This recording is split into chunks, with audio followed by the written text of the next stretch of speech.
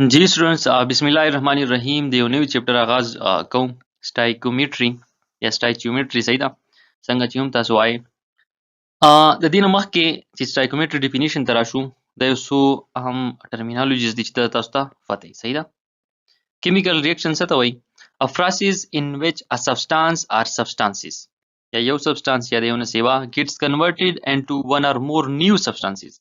مطلب دا خبره یاد ساتئ، نیو سبستانسز مطلب دا به د ریاکشن نه مخکې فریزنټ نه وي، او دا کوم چې د ریاکشن نه مخکې به دا فریزنټ وي، دا به د ریاکشن په ریزلټ کې جوړېږي دا نیو سبستانسز. نو اس کالډ کیمیکل ریاکشن.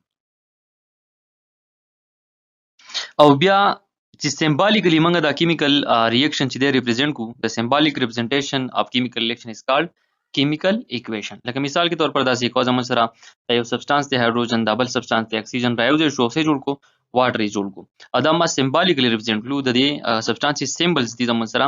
نو دغه ته بیا موږ څه وایو؟ د سمبالیک ریپرزنټیشن ته وایو کیمیکل ایکویشن. اوس که تاسو خیال کړئ نو د کیمیکل ایکویشن کې ما پلس ساين استعمال کړی او د ایرو ساين استعمال کړی. نو د پلس ساين مطلب دی ریاکټ وذ، دا به دې ریډ آؤٹ کوی صحیح ده، ریاکټ وذ، او پلس نه وایي چې هایدروجن پلس اکسیجن، هایدروجن مالیکول ریاکټ وذ اکسیجن مالیکول. دغه شانتي د ایرو ساين مطلب سره ټو ییلډ یا پروډوس. نو دا به تاسو ټول کوم ریاکشن چې دی کیمیکل ریاکشن په څنګه ریډ آؤٹ کوی؟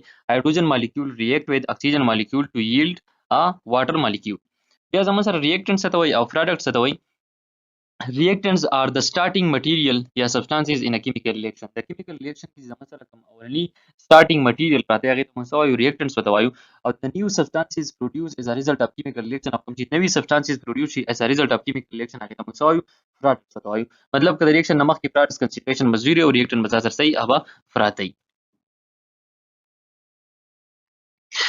اوس که د نو څوک دا تپوس وکړي چې how much products will be formed from specific amount of reactants، reactants اغستې دي 10 ګرام، صحیح ده، دا ته وایي چې دې نه به ستا سره څومره products جوړېږي، یا داسې راته ویلي چې how much a starting material must be used to obtain a specific amount of product. یا که تا ته وایي چې 20 ګرام زموږ سره product obtain شو، نو د دې لپاره څومره reactant چې دي هغه موږ استعمال کړلي. نو د دې انسر یا د دې کوېسچن انسر کولو لپاره موږ د سټایکومیټریک کنسپټ چې دی دغه استعمال. So to interpret یا understand chemical reaction quantitatively, we use the concept of stoichiometry. مطلب quantitative measurement چې څومره دی relationship دی د reaction او د product په منځ کې، دغه لپاره موږ څه استعمالو؟ stoichiometry استعمالو. د stoichiometry definition په تاسو سره دا شي: the quantitative study of reactant and products in a balanced chemical equation is called stoichiometry.